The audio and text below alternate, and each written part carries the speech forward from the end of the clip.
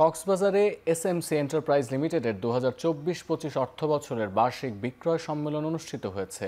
বৃহস্পতিবার কলাতলীর hotel sea প্যালেসে সম্মেলনটি অনুষ্ঠিত হয়।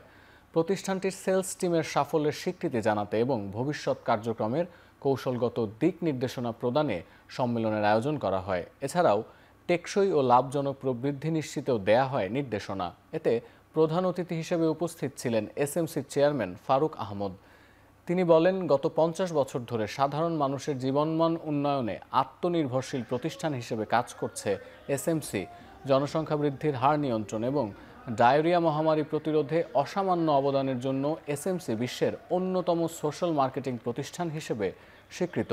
সম্মেলনে প্রতিষ্ঠানটির ব্যবস্থাপনা পরিচালক ও সিইও তাসলিম উদ্দিন খান, ব্যবস্থাপনা পরিচালক সায়েফ নাসির সহ আরও অনেকে বক্তব্য রাখেন। পরে সেরা বিক্রয় কর্মকর্তাদের মাঝে পুরস্কার বিতরণ করা হয়।